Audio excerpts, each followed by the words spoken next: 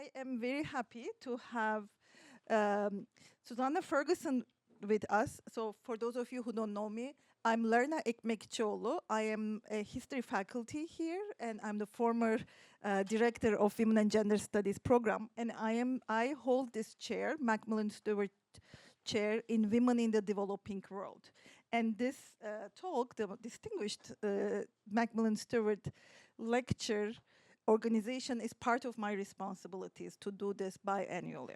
And I am very happy to host one of our rising stars in the field, if I may. I don't like that language, but really this is how I feel about Professor Ferguson's work. So I'm very quickly going to introduce her, and then we will have her present the book, the new book, to us for about 40 minutes, which will be followed by Q&A. Professor Susanna Ferguson is an assistant professor of Middle East Studies at Smith College.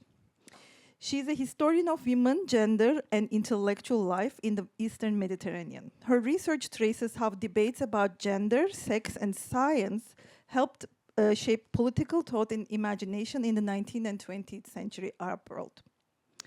From her graduate years at Columbia History onward, Susie has been one of the most dynamic and widely admired voices in Middle East history today. Her work has appeared in various journals, including Modern Intellectual History, the Journal of Middle East Women's Studies, Comparative Studies of South Asia, Africa, and the Middle East, and the Arab Studies Journal. Many of us in the field one of the early encounters that we had with Professor Ferguson was through her voice, literally. Maybe some of you are familiar with that voice, because she has been one of the driving forces behind the Ottoman History podcast. As a longtime host, former editor-in-chief, and now associate producer.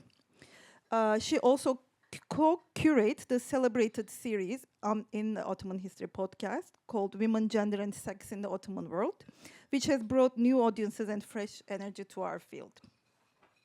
Most recently, Susie published this book, Labors of Love, Gender, Capitalism, and Democracy in the Modern Arab Thought, with Stanford University Press in 2024, which is a major and much anticipated contribution to modern intellectual history. And Susie did all these things as she is teaching at Smith to very motivated students who are really engaged with the world, it looks like. They always go to her office hours, I learned, with multiple questions about how the world runs. And not all of which I can answer. But yes, and having just have a baby, that's really, right, yes. Who is 4 months old and very cute. So we are very happy that you made time for us. Congratulations for the book, and the floor is yours. Oh, thank Please you so much. Join me in welcoming. Well, thank you so much to Lerna for the introduction, and to Van for organizing everything so smoothly, and to all of you for being here. 5:30 on a Thursday is like a primo hour, so I'm very gratified to see so many faces in the audience. Thank you for coming. My talk today is based on research that I talk about in this book, but I promise I'm not going to, just give you a rundown of the book, because you can read that on your own. But I do want to talk about some of the things that I learned through this research and writing process. So just by way of introducing myself to you, I am a historian of gender and sexuality and of intellectual life in the modern Arab world. So broadly speaking, as Lerna mentioned, my research addresses broad questions about how women, gender, and sex have shaped political vocabularies in the Arabic-speaking world, focusing on the cities of Cairo and Beirut.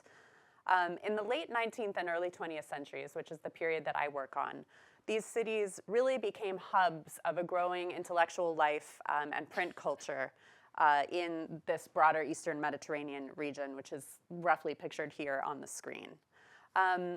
This period, the late 19th and early 20th centuries, was also a moment of the last decades of Ottoman rule and the emergence of modern nation states in this region, right? So major political transformation. And during that period, these cities, Cairo and Beirut, are really at the heart of central changes in knowledge production, in gender regimes, and in political imaginaries. So in my talk today, what I want to talk about is how Arab thinkers, mostly women, based in Cairo and Beirut, turn to questions of motherhood, child rearing, and the female body to grapple with this moment of state building, of colonialism, and of the kind of fall of a major imperial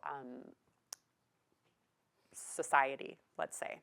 And I'll do this by tracing what I call a feminist conceptual history of tarbiya, which is an old Arabic word for cultivation that came in the 19th century to refer to the feminized labor of child-rearing and ethical cultivation in the home, right? So this is a word for child-rearing or upbringing that you're going to hear a lot throughout the talk.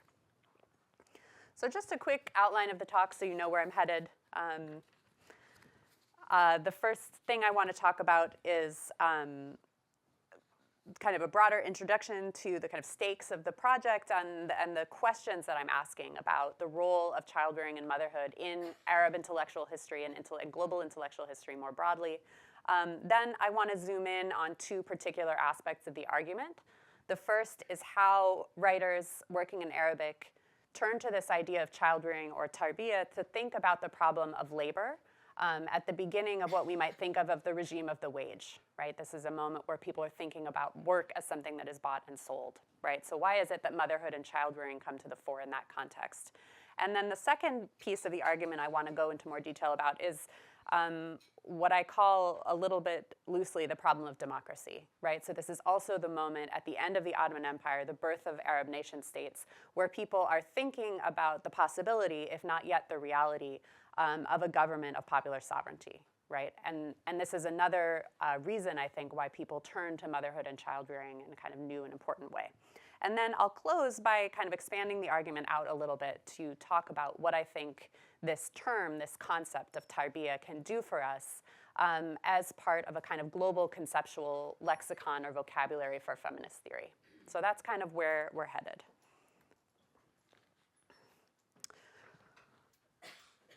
So the research for this project really started with a kind of deceptively simple question, which was, what would the history, the intellectual history of the modern Arab world look like if we looked at it from the perspective of women and the women's press? And this was not the way that most intellectual historians had considered this region, right? So the intellectual history of the modern Arab world has been, by and large, an intellectual history of men, right? Men's thoughts, men's publications, men's treatises, men's books. We've learned a lot from this really rich field about how male thinkers thought about history, nationalism, constitutionalism, democracy, and many other questions that possessed people around the world, not just in the Arab world, in the 19th and 20th centuries. And recently, this scholarship has kind of entered a new moment where it's trying to think about putting mostly male Arab intellectuals, largely from the post-colonial period, into a kind of global history of philosophy and social thought, right? So we can now read someone like Lebanese Marxist Mahdi Amel alongside Karl Marx, or we can read Abdurrahman Badawi, an Egyptian philosopher, alongside Jean-Paul Sartre, right? These are the kind of conversations that people are staging, and they're very rich. Women's intellectual production in the Arab world, by contrast, has by and large been investigated mostly for what it has to say about the women question. Debates about women's rights and social roles that took off in the Arab world and elsewhere at the turn of the 20th century. So these are the debates about things like divorce, suffrage, the veil, and women's education. So together, I think what these two fields have produced is a conversation in which we study how women talk about women and how men talk about everything else. And that was kind of what I wanted to sort of think about in this book. What would the everything else look like if we took women's perspectives as a starting point? So this research, in the end, argues that the history of Arab women's thought is of critical importance beyond the domain of the women question. It shows how writers placed what I call the feminized labor, right? So the labor that has made the work of women, of child-rearing and moral cultivation at the heart of central debates in social and political thought, which are often analyzed as gender neutral. So in other words, the argument is that we can't understand some of these foundational transformations in global social thought as well as Arab thought without thinking with Arab women writers about the feminized embodied labor of subject production, breastfeeding, and child-rearing in the home, which is some of the work captured by the image you see on the screen, which was published in a Beirut-based women's journal in 1921. So images like this one were very common in the Arabic women's press between about 1880 and 1939. And what I love about this image, you can't maybe see it exactly, but if you look very closely, we have a kind of bourgeois mother figure surrounded by her children, right, all touching, which will become important later. But the journal that they're looking at is actually this journal, right? So it's a sort of advertisement at the same time as it is a kind of depiction of what they think might be going on or what they hope is going on. So what I want to make the case to you today is that discussions of the activity shown here, childrearing or tarbiya, became a central domain where writers grappled with two of the most fundamental transformations of global modernity: the rise of a capitalist society and the emergence of representative politics and popular sovereignty as a dominant political ideal. So as I've said, the work depicted in this image was known among Arabic speakers as tarbiya, an old Arabic word for cultivation that comes in this period, the late 19th century, to refer specifically to the feminized work of childrearing and moral education in the home. And I'd be happy to say more about the older trajectories of that concept if people are interested in the Q&A. The place where this concept was developed most intensely and creatively was in the pages of the Arabic women's press, which are nearly 40 journals edited by women that appeared in Arabic between 1880 and 1939. And the majority of these are published in these hub cities of Cairo and Beirut. These journals framed a new world of public debate, written and curated by women, in this period of expanding literacy and widening education across the Arab world, and particularly education and literacy for girls. So what I found as I read through these journals is that they were all obsessed across religion and across geography with a single question, which was what was the best way to raise a child? Women and men wrote thousands of pages about swaddling, breastfeeding, bottle washing, and how to teach a child not to lie, right? So it really spans the whole gamut of activities that you could sort of gather under the aegis of a tarbiya or child rearing. Many women didn't sign the articles that they published in these journals, right? So we know who edited the journal, but we don't necessarily know who wrote the articles that are published within. And many writers, especially the women among them, did not leave behind them the rich personal archives that are key sources often for intellectual historians, who often write books that try to kind of contextualize worlds of thought within and through an individual life. So I didn't have at my disposal those kinds of archives. And I can tell you actually a story about one of the key figures in the book, Hannah Kurani, who was a very interesting and profound ethicist, Protestant Sunday school teacher, essay writer in the press, who died very young. She died, I think, in her 20s of tuberculosis, right? But she also had separated from her husband before she died. And her archive was burned by her family right after her death. Now, was her archive burned because they were afraid of contagion of tuberculosis, or was it burned because she was a woman who had stepped outside, both in her career and also in her marriage, and then leaving her marriage, of the kind of approved structures of bourgeois female life? I don't know. But what I do know is that we don't have any of her papers left, right? And so this is kind of, I think, a broader problem across Arab women's history in general for this period. So without those kind of rich personal archives that would allow me to kind of root people's thought in their daily life, right, or in their intellectual trajectories, I had to work with what I had, which was hundreds of repetitive, often brief, and often unsigned articles about child rearing that dominated the Arabic women's press. So I decided to trace the importance of these conversations through what I call a feminist conceptual history of this term, of tarbiya, as an attempt to reconstruct this rich world of Arabic women's social thought through the key concepts and vocabularies that structured their work as social theorists, rather than through the frameworks of archive and biography that are, in this case, often only available for men. So it brought me to the central question of the work, which is why it is that everybody was talking so much about how to raise a child, right? And I'll tell you, too, I started this project in my early 20s, when the idea that women's magazines would be full of articles about child rearing seemed to me at that point in my own feminist formation as uninteresting, right? That this was a kind of feminist trajectory that had been kind of proven to not work, to kind of maternalist world that I wasn't very interested in. And it took me a long time to come to see that there was a lot to learn from what initially looked to me like quite repetitive pieces about the kind of basics of how to raise a child. And so here I want to say something about the scale of this question, right? And for the historians in the audience or the folks who are taking history classes, historians are obsessed with scale. So this is my scale problem that I ran into, which is that, as many of you may be thinking, this idea of child rearing or tarbiya was part of a much larger global moment, right? This was happening far beyond the Arab world. People were theorizing these questions of upbringing and child rearing in many places at the turn of the 20th century. And images like the one that we looked at earlier from Beirut were appearing, similar images were appearing in many places around the world. So what this means, I think, is that any argument that situates the rise of this concept of tarbiya in some kind of specific regional class formation, you know, within Egypt or Beirut, or what became Lebanon, Greater Syria, or within a kind of diachronic cross-time Islamic tradition is not going to be sufficient as an answer to why people are talking so much about this, right? So whatever argument I came up with was going to have to in some way at least potentially scale up to speak to other, you know, parts, you know, similar phenomena around the world.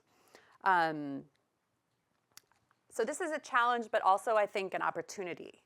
So it's a moment where I was challenged to let Arab women's thought and writing itself travel as theory, right? To allow it to resonate as meaningful and illuminating beyond the place that it was initially articulated. So I'll be more specific and also foreshadow the argument of the talk as a whole. One of the major insights formulated by Arab theorists of tarbiya was that the female reproductive body, this idea of a mothering body, a breastfeeding body, a reproductive body, that idea has been key to papering over the contradictions of both capitalist society and democratic politics in many places around the world. And I think that this idea makes the concept valuable as part of a global vocabulary for feminist inquiry, in the sense that it can shed light on both the past and perhaps also on the present. Reading tarbiya in this light also allows us to move away from a paradigm of diffusion, where thinkers in the non-West can only ever be translators or sort of bad copies of things that have already been theorized in places like London or New York.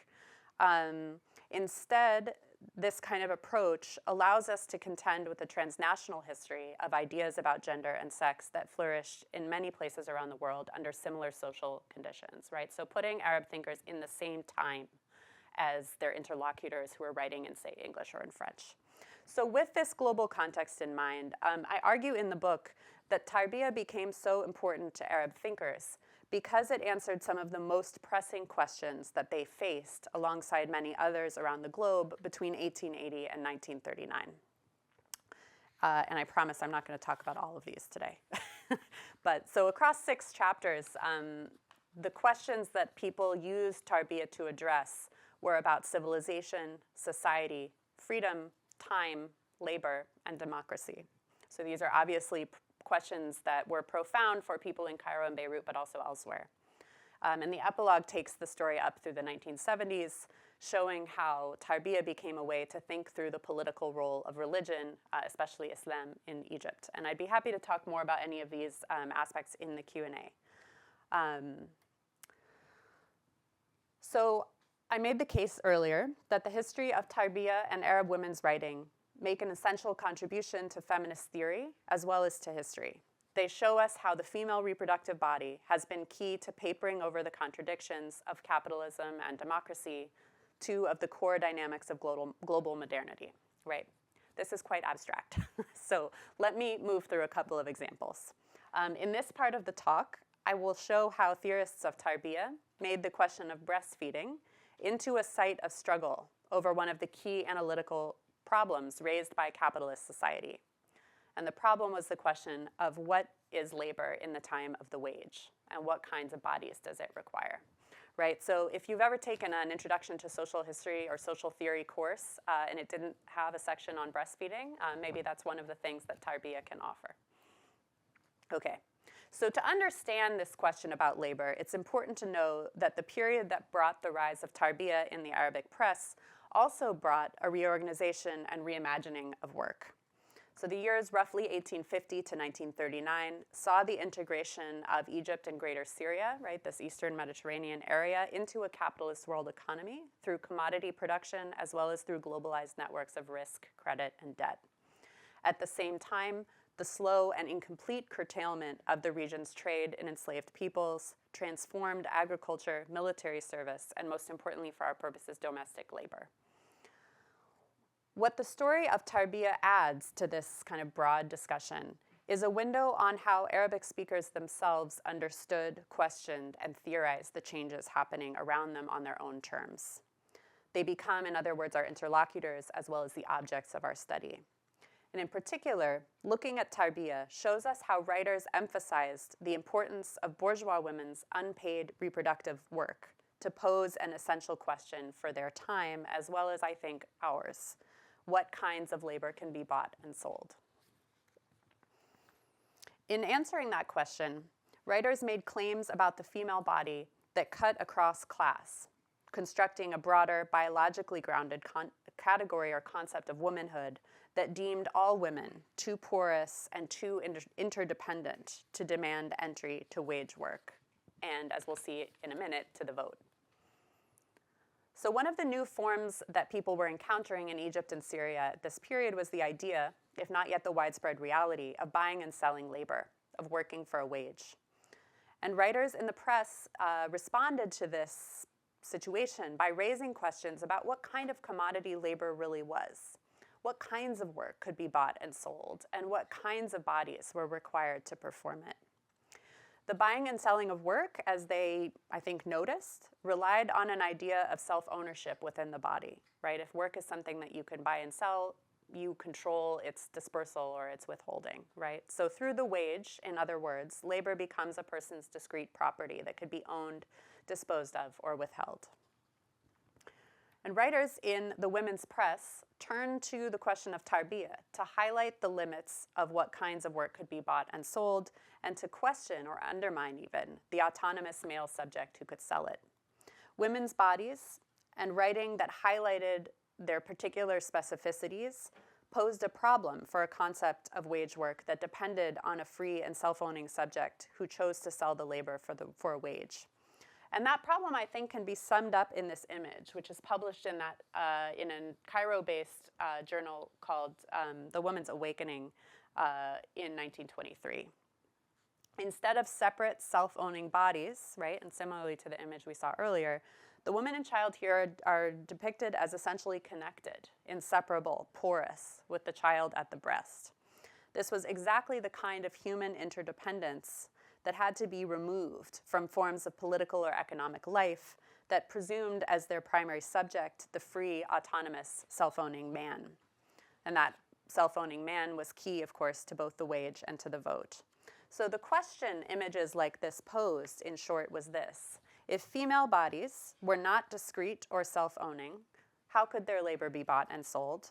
And perhaps more troublingly, how autonomous and self-owning were their sons? So I want to consider a few examples to think about how this worked.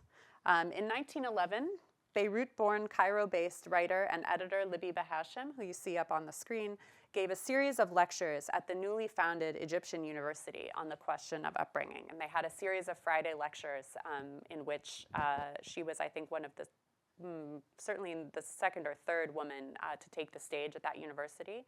They had a series of Friday lectures for women. So she gave a series of lectures on the question of upbringing, each of which touched on some aspect of what it meant to bear and raise a child. And I think you can see in some ways tarbiya's kind of cultural importance in the sense that one of the very first lecture series given from the stage of the newly founded university was on this subject, right? And she sort of exhaustively discussed all of its aspects in basically what would be the equivalent of a semester-long lecture series. So in her lectures, I should say too, those lectures are later published as a book, which is what you see the cover on the screen. In those lectures,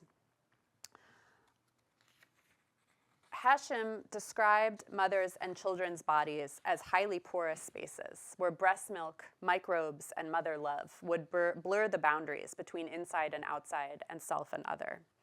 Like many writers of her generation, Hashem had a lot to say about the work of breastfeeding in particular, who should do it, how it should be done, and why. So she tells us that the best food that nature has readied for the child is his mother's milk, because it's tailored for his nutrition, developing gradually in density as accords with his stage, growth, and power. Thus, and this is the kind of conclusion she reaches, it is necessary for a mother to breastfeed her child herself. This is actually not dissimilar from breastfeeding papers that you get in 2025. Actually, this idea is still very much part of the scientific consensus on the importance of breastfeeding. So here, breast milk represents a kind of ongoing connection between two ostensibly separate bodies, right? The density of the milk is changing over time in tandem with the child body's growth. And middle-class reformers like Hashem emphasize this point because they have a project, right? And that project is to argue that women should not be outsourcing the work of breastfeeding to a wet nurse, right? And a wet nurse is somebody who breastfeeds someone else's child, right, for a wage or as part of a kind of extended family unit. And it's interesting to note this because this wasn't a relationship that had inspired much opposition in the past. So in the early 20th century, you can really see a shift where breastfeeding becomes this thing that can't be bought and sold. And I think the reason for that is that it represents this extreme, unchosen, and potentially dangerous porosity between woman and child. And that porosity, for writers like Hashem, presented both physiological and ethical risks. So Hashem tells us, for example, that a wet nurse might hide health problems from her employers, right? Because if she sort of owned up to her health problems, she would forfeit her salary, right? So in this context, the wage becomes this thing that kind of corrupts the sort of embodied relationships that are keeping a child healthy within the home. And the wage introduces, for bourgeois writers like Hashem, incentives for working class women to misrepresent the work that they're doing in the home, right, to lie about it. And because that work takes place across these intimate, porous boundaries of the female body, it couldn't be properly surveilled, right? Women and men couldn't sit there and see what was going in and out. So the work of mothering, and particularly breastfeeding, becomes a kind of limit case for the commodification of labor. So I mentioned that this problem breastfeeding had both physiological and sort of moral or ethical capacities. We can see this in the work of another writer. I think probably these articles were penned by the editor of this journal, Al-A'ila, who was a Syrian Jewish woman named Esther Moyal, who was a contemporary of Labiba Hashem. So she writes, I think we can assume it's Moyal, although we don't have a signature on the articles, that God had elected women to perform all of the motherly duties, and so he put into her body milk glands to make her understand that one of these duties is to breastfeed. For the mother who breastfeeds her child implants her inclinations and characteristics through her milk. Right? So not only do you have sort of nutrition passing through the porous boundary, but you also have ethics, inclinations, and characteristics. Right? This is the argument that these writers are making. So she goes on to say that working class wet nurses might transfer undesirable characteristics to their middle or upper class charges, right, if they're brought in to breastfeed. So this insistence on maternal breastfeeding works to normalize divisions between housewives who can afford to breastfeed for free and women who needed to be paid for that work. It also shows, however, that neither middle nor working class women's bodies were considered autonomous, discrete, or self-owning. All had been created by God, in this case, to transfer nutrition, love, and inclinations or ethical characteristics from one body to another through their milk. So in their discussions of child rearing and breastfeeding, theorists like Labiba Hashem and Esther Moyal advance an understanding of the female body that not only differs from, but undermines the discrete and self-owning body being imagined for wage-earning men. Unlike their male counterparts, the bodies of women and children depicted in these lectures are highly porous, highly vulnerable, and never fully sovereign, right? Not self-owning. In this way, these bodies spoke not only to emerging forms of class distinction, but to the many kinds of unfreedom and interdependence that accrue to bodies working within and alongside the wage.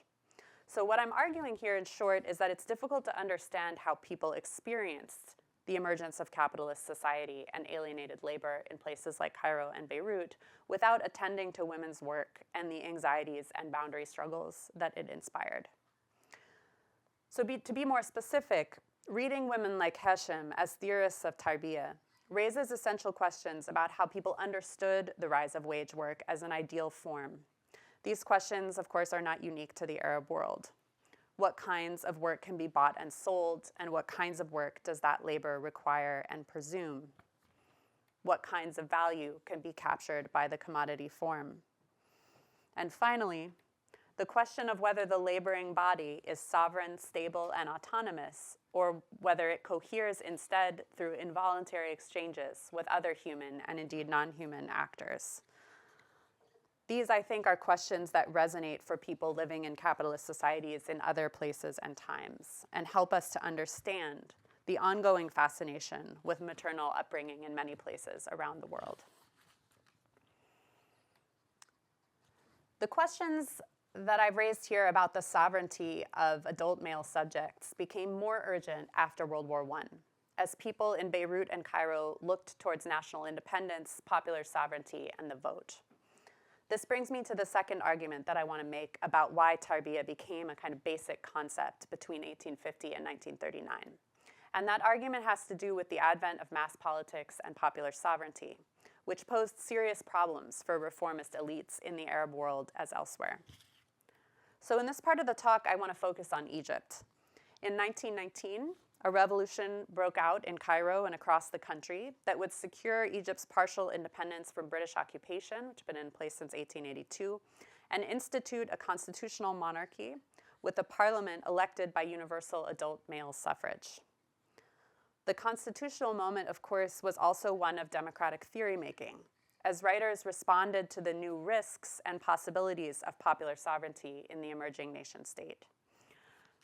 So this image, which is pretty exceptional, there's actually an amazing series of images of 1919 held by the Bibliotheca Alexandrina in Alexandria, I think really sums up some of the both risks and possibilities of this moment. So you can see in the center of the image, you can see a group of people who are identifiably kind of bourgeois elites. The men are wearing a kind of European-style topcoat. The women are wearing the white veil that kind of mark their belonging in what was called the Effendiya class, a kind of bourgeois educated class. These are the people who are leading the movement for independence and have turned to ideas of popular sovereignty, i.e. the vote, as a way of legitimizing their project to get rid of British occupation. So they are not excited about most people voting. They do not think that most Egyptians are educated enough or smart enough to vote. They are imagining a kind of national sovereignty that is nominally democratic, but is actually led by them. That's what they have in mind, right?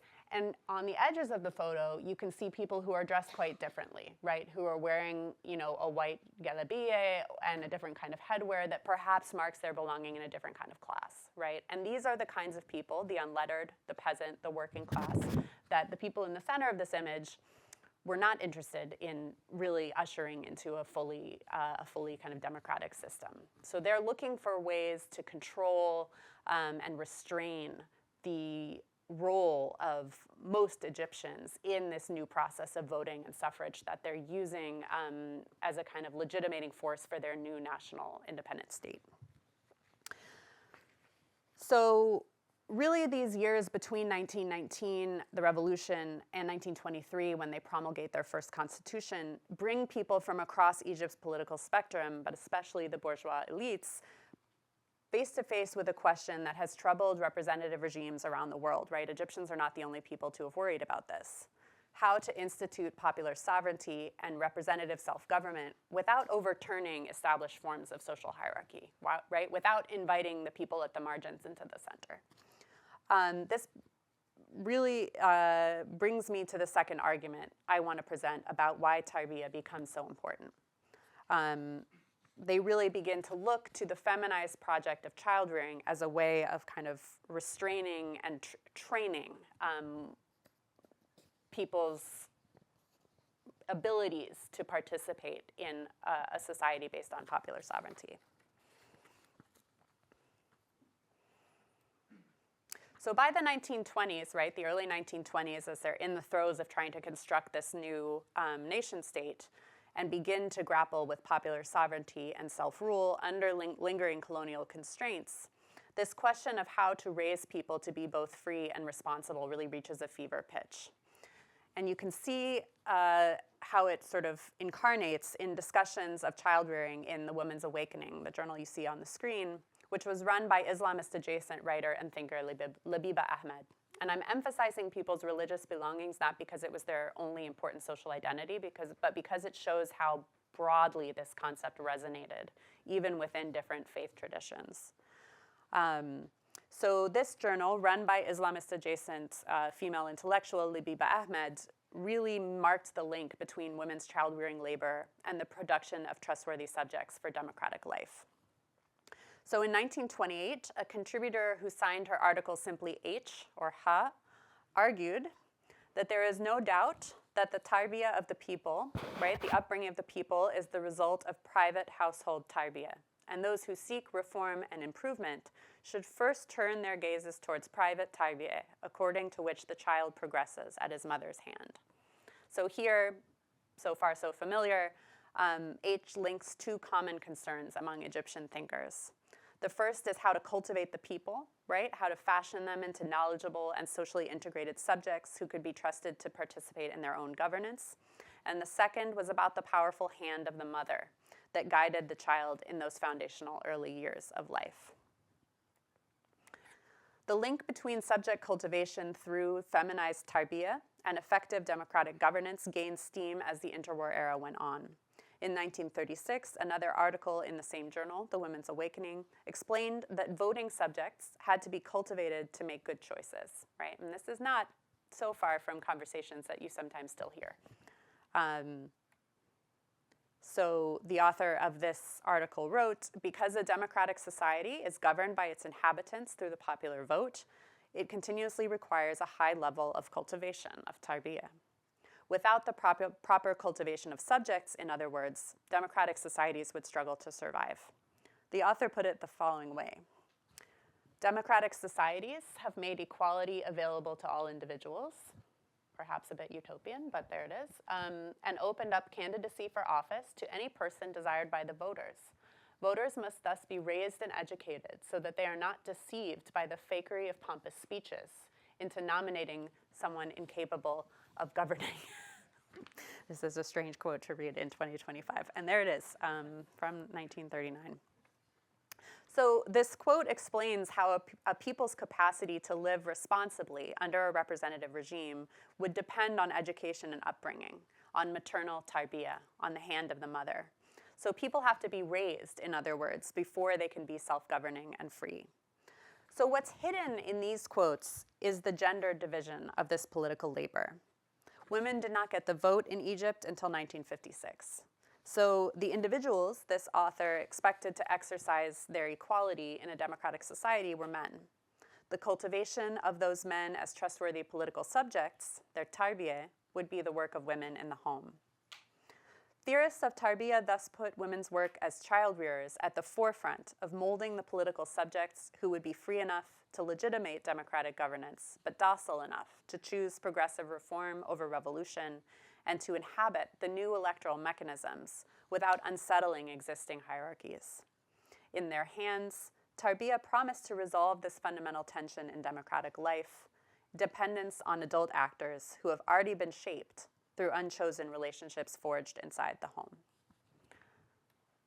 So what I've suggested so far in this talk is that tarbiya became essential to modern Arab thought because it helped people to respond to urgent social questions.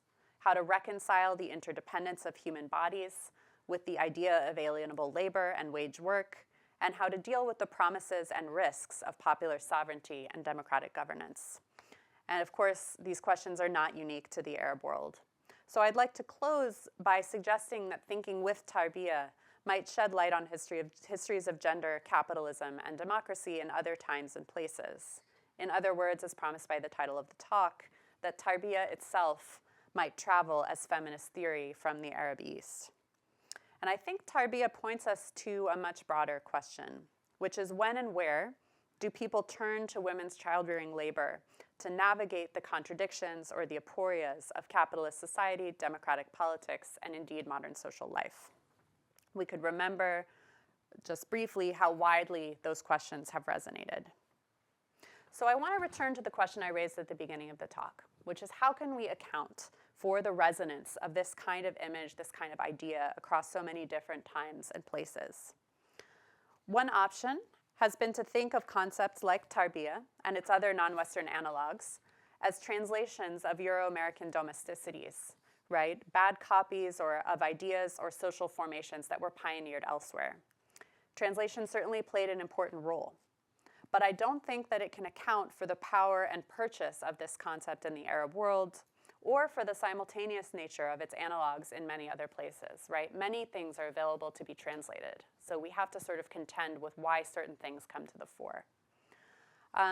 This model of sort of relying on diffusion or translation is also, I think, a missed opportunity, because it implies that we might have little to learn from the rich world of non-Western social theory, which must merely kind of translate or localize something that's already been theorized in the West.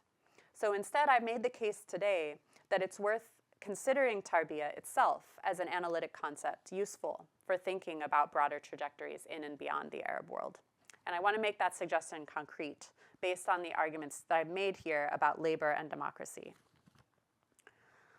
So the argument is this: tarbiya brings together two sets of feminist questions that are often considered in isolation.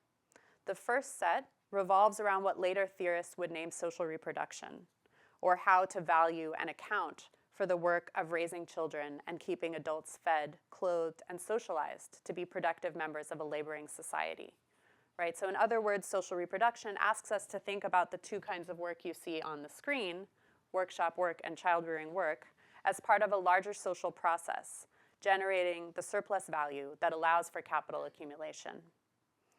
As we saw, Arab writers like Labiba Hashim turned to tarbiya to insist that the reproductive labor would not become the hidden abode that later feminist writers would find under-theorized in the work of folks like Karl Marx. Rather, Hashim and others made tarbiya a central domain of world-making and political contestation. They used discussions of breastfeeding and child-rearing to highlight contradictions in emerging understandings of labor and the body that undergirded the rise of capitalist society. Bodies, they tell us, are not sovereign and self-owning all the way down. More broadly then, thinking through their concept of tarbiya can help us to see how gender and reproduction have been central to configuring labor, capital, and social order in many places around the world. But tarbiya does more than simply offer us an early, expansive, and non-Western theory of social reproduction. It also highlights a problem that I've been thinking about as political reproduction, the making of moral, free, and trustworthy subjects for popular sovereignty and representative politics. In this sense, perhaps, it points us to an extended concept of surplus itself.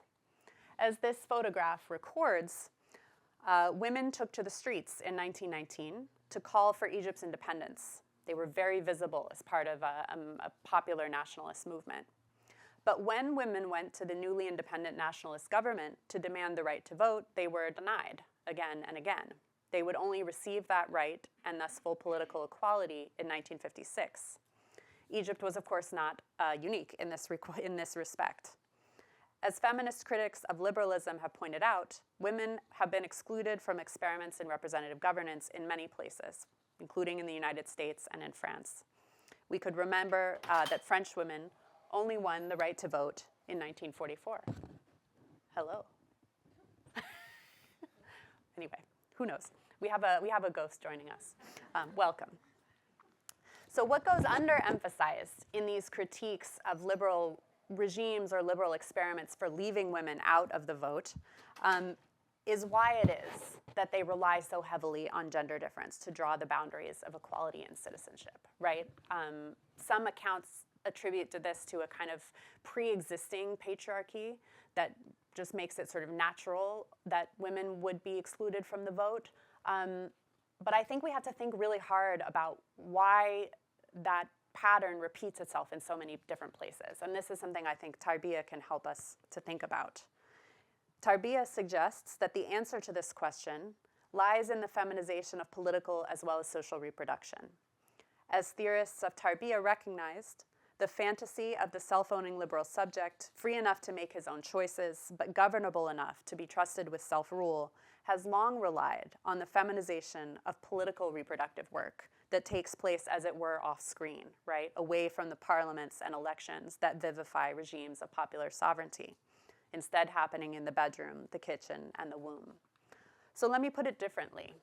When political subject formation, right, the making of men who are both free and reliable, is marked as the work of women, women then cannot be allowed to enter into the formal space of the political. Otherwise, what they bring with them, this understanding of the fantasy of human autonomy and equality that undergirds the discourses of equal rights and representative governance, as well as wage work, would fall apart. By making both political and social reproduction visible under the aegis of tarbiya, Arab writers thus feminized a contradiction essential to both capitalist society and democratic political regimes: dependence on adult actors who have always already been shaped outside of the formal spaces of politics and economic exchange. If capitalism has what theorist Nancy Fraser calls background conditions of possibility, right, making laborers who can continue to inhabit its formations, so too does democracy. Both rely on women's unpaid child-rearing labor in the home. So we could think of tarbiya then as pointing to an expanded concept of surplus value for the democratic age, a concept that takes into account not just women's unpaid work as cooks, cleaners, mothers, and breastfeeders, but also their work as shapers of political subjects whose later free choices are supposed to keep society together. I think the story of tarbiya also suggests that this importance that has been attributed to women's work as child rearers, essential for making other subjects, might be precisely what made it so difficult for women to make claims on equality, on the wage, and on the vote.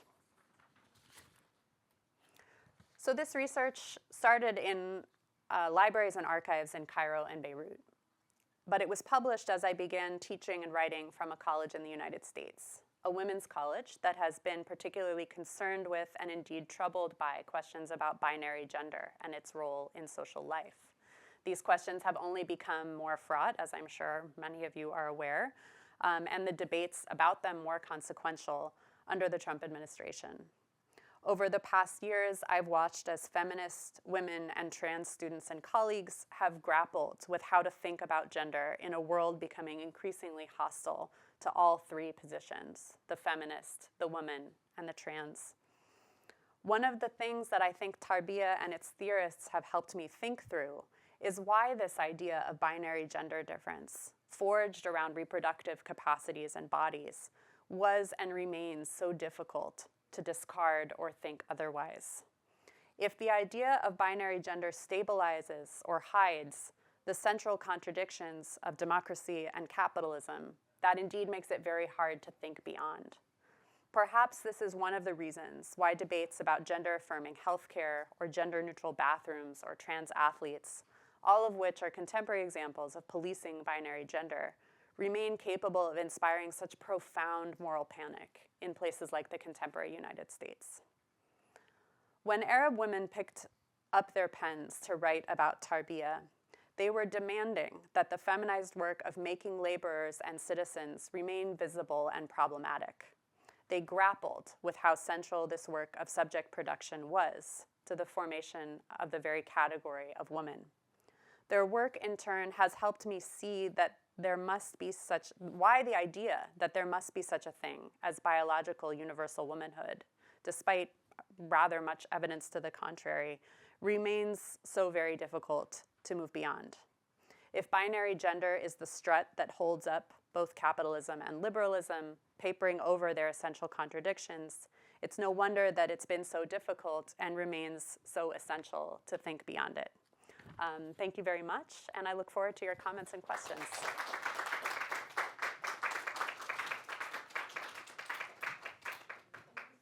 Yeah, I see a question ready to go. Hi, thank you so much. It was brilliant, and I wanted to go buy the book. My name is Sally Haslanger. Hi. Yeah, oh, thank you so much. I really enjoyed it. I thought it was just brilliant. I'm looking forward to reading the book.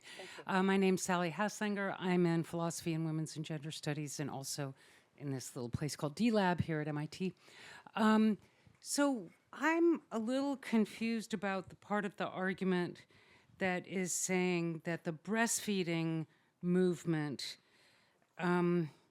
is making clear the contradictions in capitalism by revealing the hidden abode.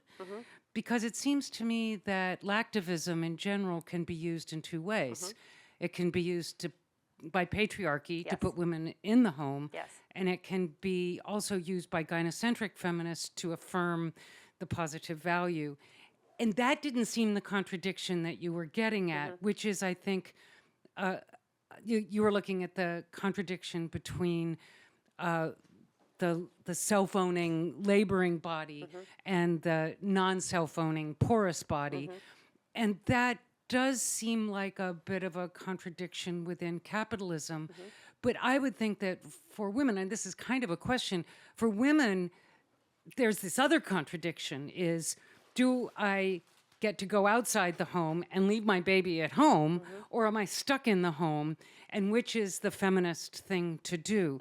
And so I'm kind of, do you think that the people you were talking about really saw the primary issue about the women's porous body, and not this other one that maybe is more of an issue today about stay home or don't stay home, or what? And how is it primarily a discourse about capitalism and not a discourse about patriarchy? Does this make sense? Yes, and it's a wonderful question, and I'm grateful to you for sort of thinking through the argument as it came to you. I think you're absolutely right that this is and was a discourse that was read in many different ways. And there are examples in the book of exactly what you describe, which is largely male writers using these very porous specificities as ways to exclude women from the vote and from the public domain and from the wage, right? And also bourgeois women, you making the same case, right? It's not gender specific necessarily. So I think there are certainly examples where this kind of conversation is very much about, and I'm tempted to say reinforcing, but I actually want to say creating a new patriarchal order in a moment where things like wage work and voting and public political life are coming into being, right? And I want to emphasize that because the idea of the bourgeois women alone in her home breastfeeding the baby and excising every microbe from the baseboards, which is another big part of what they're advocating, is itself very new, right, in this late 19th, early 20th century moment. And I mentioned very briefly that this moment has brought a kind of transformation in domestic space and domestic work, particularly among upper middle class and elite families who are having to learn how to make a household run without either the joint family, right, the joint household that was common to Egypt's Turco-Circassian elite who are being kind of gotten rid of in this period of sort of nationalist becoming, and also without the labor of enslaved women and men who had been essential to making elite households run, right? So I think that they're grappling in this moment with those transformations by raising this new figure of what we now would recognize, I think, quite clearly as like, you know, the trad wife. I mean, let's say what it is, right? Okay, it's a trad wife. I guess what I'm trying to argue is that there's more to it than patriarchy. I think that it definitely moved in that direction, but I think they were doing something also and different as people who were experiencing the creation of this new world where people were going out to work and being paid for that labor. And they were intervening through their feminized authority as possessors of a particular kind of body into a conversation about what work was in this moment. And that's certainly not to say that that is the only way in which this figure is read at that time. That's great. That's really, really helpful. I think maybe when you refer to Fraser, who thinks that capitalism is the engine, right, and patriarchy is just a, hidden abode to capitalism, Right. I think that also sort of downplays patriarchy as an independent dynamic. So there are different dynamics, and I think what you're pointing to in your response is that, yes, there's a capitalist dynamic, there's a patriarchal dynamic, and these are dancing and intertwining with each other, which Fraser, in my humble opinion, doesn't always appreciate because she wants to prioritize capitalism. Yeah, I agree. And I think, part of the difficulty here is wanting to historicize patriarchy in its particulars while recognizing its longevity and its depressing similarity across many times and places. Thank you so much. Yeah. The question, we have one here, and then then we'll move to the front. Hi. Hi, thank you so much for your lecture. One thing I was curious about. Oh yeah, my name is Pranav. I'm a first-year master's student at Harvard. Nice to meet you. Nice to meet you.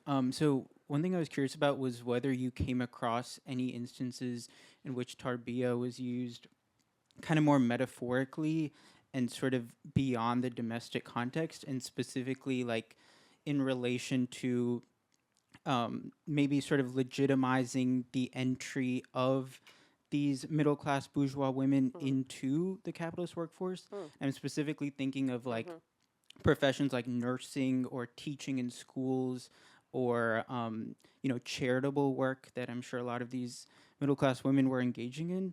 And, despite the obvious contradiction with that, and sort of, I was just curious whether you encountered any instances in which tarbiya as this sort of notion of child rearing was used more metaphorically in order to legitimize these women, or legitimize middle-class bourgeois women entering into sort of capitalist work in some of these like maternal sort of care professions, but in a way that was like trying to just enter the workforce rather than like, staying at home, if that makes sense. Yeah, very much.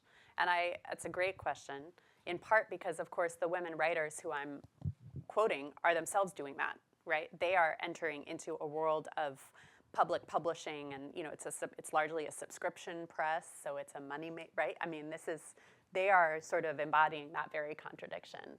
And indeed, one of the things that I find in the work is that, it's a double-edged sword for women, as you say, right? Because part of what they do with this discourse of tarbiya and its sort of maternalist implications is to say, this is why we need to be educated, right? Because if we're going to be educating, all the men of the future and all this, we ourselves need to be educated.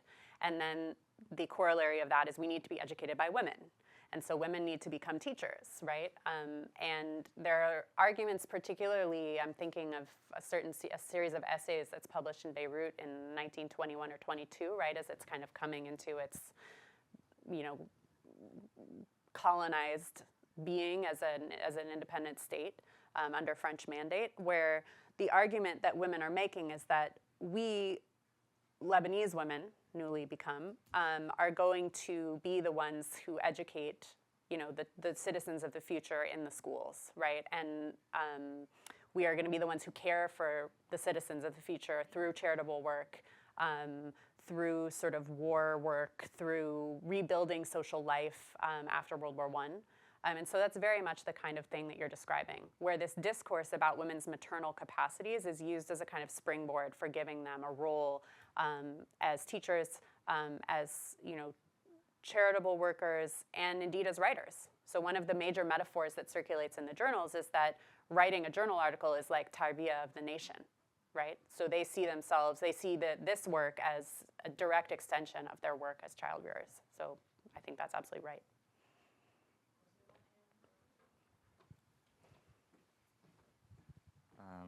Heyun, fourth year undergrad student.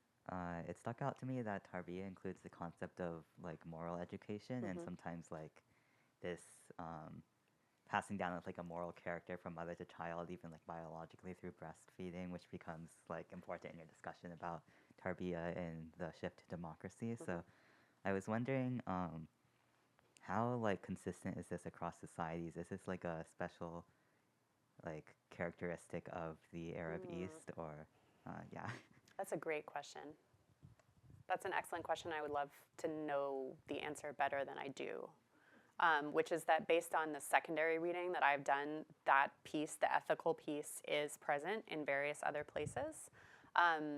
But, you know, I sort of think this is a place where it would have been really useful for a historian to have a lab, where I would have loved to be working with colleagues who can read widely in many other languages in order to test which pieces of this pop up where and when.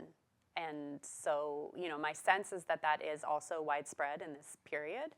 But particularly, I would love to know, I would love to be able to read in more languages to know if the idea, particularly that breastfeeding transfers ethical capacities, is widespread elsewhere.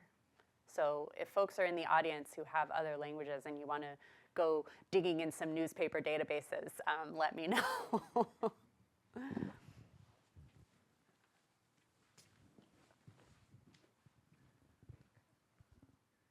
First of all, thank you so much for your talk. It was really enlightening.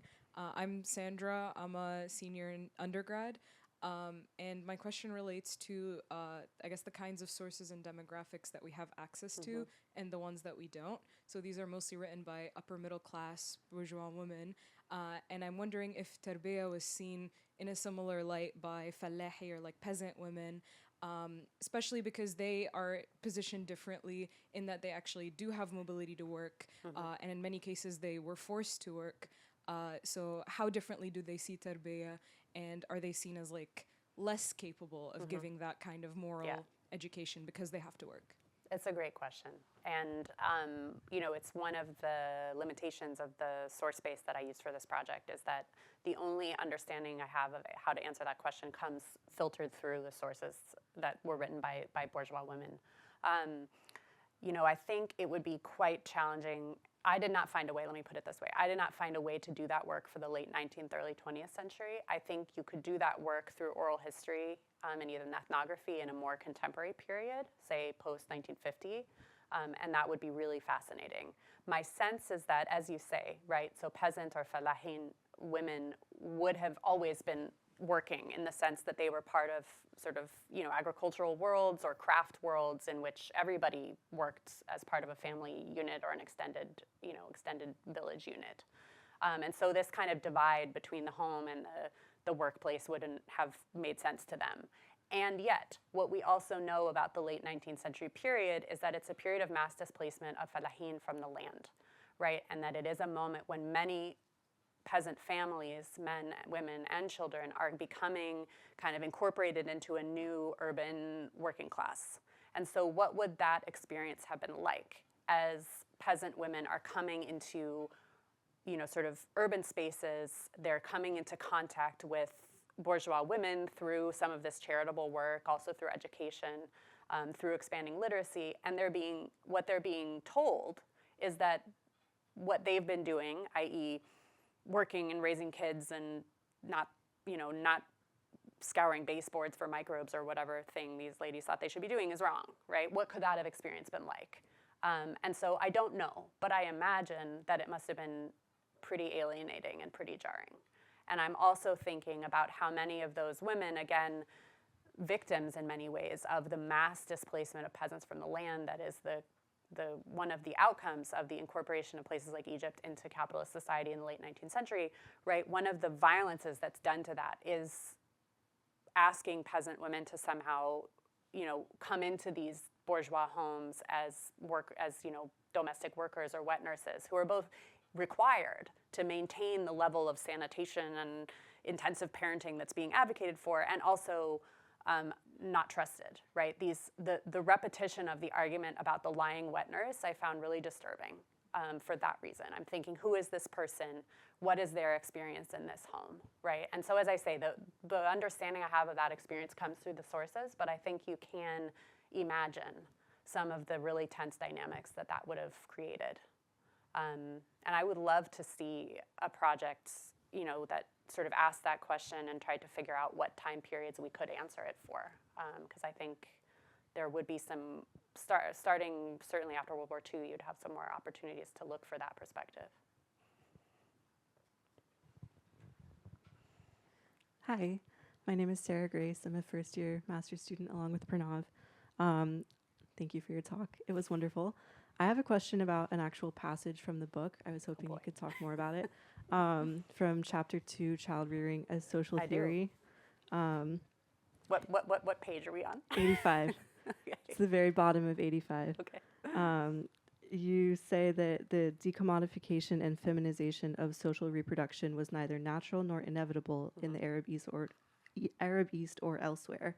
I feel like this is such an evocative statement, and I was so interested by this, and I was hoping you could talk more about it. Okay, so I'll read it again for myself. So the whole sentence is, by attending to how women were tasked with this work, tarbiya, and noting the expectations about sexed bodies and gender roles naturalized in the process, we begin to see how the decommodification and feminization of social reproduction was neither natural nor inevitable in the Arab world or elsewhere. And I think what I'm trying to get at there is to ask ourselves to question. I mean, part of what reading this work, these many, many articles did for me was to really get me to think about how did it come to seem so natural that women are the ones who do this kind of labor, right? Social and political reproduction. And there's a way in which the importance of bodies in the discourse, right? So rooting it in the milk glands and the hearts and there's some incredible things that people are writing about, about just the embodied nature of this work makes it seem as if it must have been natural, right? That of course, if you have milk glands, well, then you have to feed the baby and then you become the whatever, right? And I think what reading this stuff for so long made me think about is that, of course, that's not necessarily the case, right? There are all these other ways of organizing the family, of organizing, raising children and educating people and living together in a society, and who does that work. And of course, many people are engaged in trying to experiment with those alternative forms, both then and now, right? And so how do we come to a place where it seems so obvious and unquestioned that this would be the case, right? And once we can see that it's not obvious or natural that this should be the case, then we can start thinking about, well, how else could we organize things? And that actually opens up a whole nother, right? If you think, as I do, and I think Nancy Fraser does, and many other feminists think, that this separation between public and private and man and woman is part of what holds up the whole shit show, to excuse my language, right? Like, if we can start taking that piece apart, then maybe new things can become visible. And I think, that's not a new idea. Many people are living this reality as they're trying to figure out how to exist and how to rebuild a society that can replicate itself and provide a dignified life for its members in this time that we're living. But I think they were trying to do that too in a certain way, even as some of the discourses now resonate as sort of regressive. Thank you.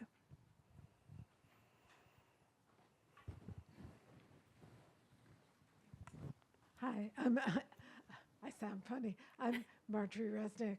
I teach in women's and gender studies and Hispanic literature. Anyhow, I wondered if and I love Smith College because we wouldn't have Catherine Dexter McCormick, who made it possible for women to come to MIT, without Catherine Dexter McCormick, whose first degree was from Smith College. Amazing. I love it. Anyhow, in the late 19th century, there were a group of American women missionaries called the Gulick family, and they were in Lebanon. I don't know if they were in Cairo. They were in Beirut for sure. And they believed that women needed to be educated. And they were from Smith and Mount Holyoke, And they believed that women needed to be educated in science and go to the university.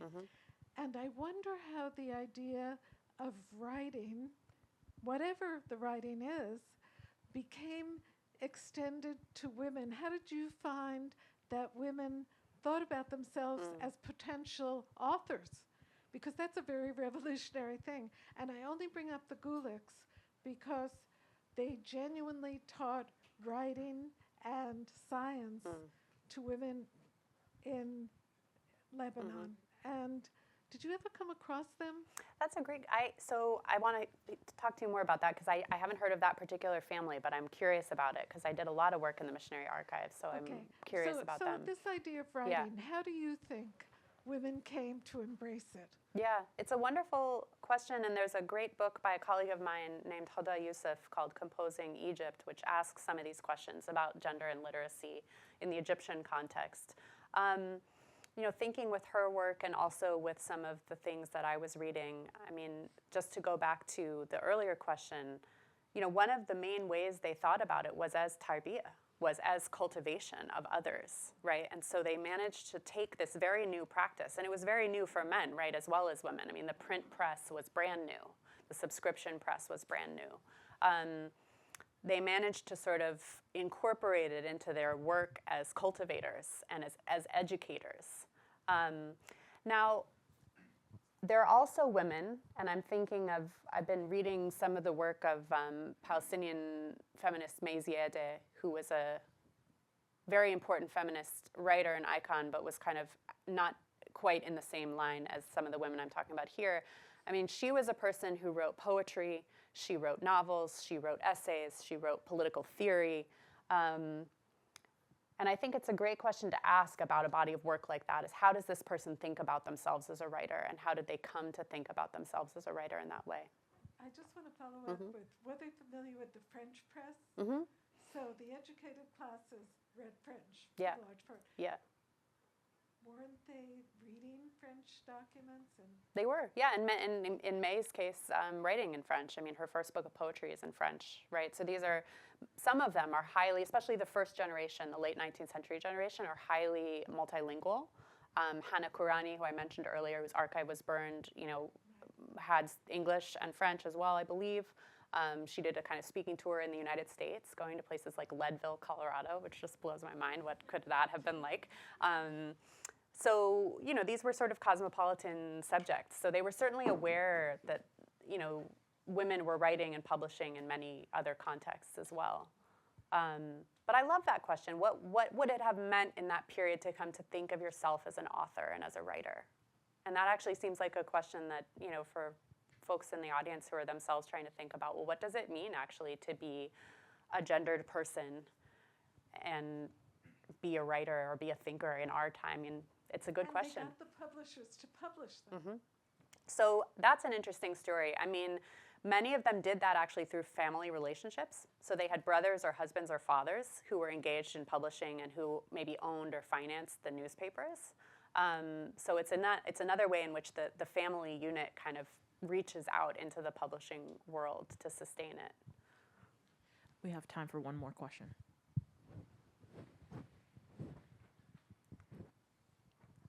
Hi, thank you so much for the talk. It was very enlightening. My name is Tarek. I'm a second year in the STS program. I'm also chair of the Tarbiya committee at the MIT Muslim Students Association, Amazing. where we use the term tarbiya to refer to spiritual nourishment, personal development. So I'm curious to know if in your archival work you came across the interpretation of tarbiya Islamiyya, which refers to Islamic education, versus tarbiya al-atfal, which is the child-rearing component. Thank you. Yeah, thank you for bringing that up. So I mentioned at the beginning that the word is very old, right? It has lots of lives before this kind of 19th century feminization moment. And one of the main uses of the word in the Islamic tradition is to think about the kind of embodied and ethical relationship between a scholar and his student, right? The relationship of sort of ethical cultivation that goes on in that context. And you see that going back to the 9th and 10th centuries.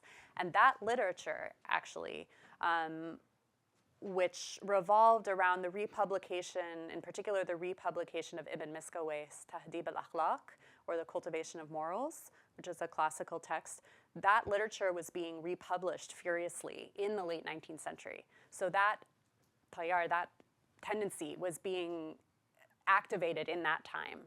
So not only is there that history, but these writers were aware of it. And I think in some ways they were trying to, I don't know if they were trying, but the effect on me as a reader, and perhaps on their readers who knew of this literature, would have been, I think, that they're trying to perhaps harness some of the depth of sort of work on the self that has been developed in this much longer tradition of thinking about ethical cultivation in the Islamic tradition.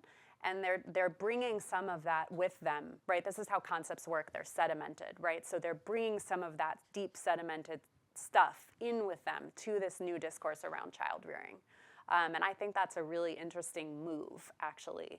And whether or not it's a move that they meant to make, it's an interesting move for me to experience as a reader. And I'll just mention that, Ibn Miskawayh's Tahdhib al-Akhlaq was published in a new edition, I think in 1905 in Cairo, and the editor added as a subtitle, Tarbiya al-Akhlaq, right? So the editor was actually making the link directly through these things. And just on the subject of tarbiya Islamiyya, so that's also a term that becomes very important for Muslim organizations in places like Egypt in the 20s and 30s, who are engaging in this kind of work of grassroots work of building a political society, right? And this is what the early Muslim Brotherhood, for example, is interested in. And they continue to use the word in that sense. So they have circles of 5 or 6 men who engage in tarbiya Islamiyya within that circle, right? And that's not a feminized project of childbearing, as you say, right? It's separate. But what I think is so interesting about the concepts is that as they circulate in the same domain, right, in the periodical press, in the kind of educated space, which would have included both these women and members of the Muslim Brotherhood, and indeed some of them overlapped, right? So Labiba Ahmed, who I mentioned, was sort of part of the women's organization that was attached to the early Brotherhood, right? The concept means both things at the same time. So when you say tarbiyat al-atfal, or the tarbiyah of children, people are also thinking of the kind of ethical cultivation meanings that are being invoked by tarbiyah Islamiyya and vice versa. So that's a very good question. Thank you, everyone. Thank you so Have a much. good night. Thank It was you really so much, a pleasure. Professor Ferguson.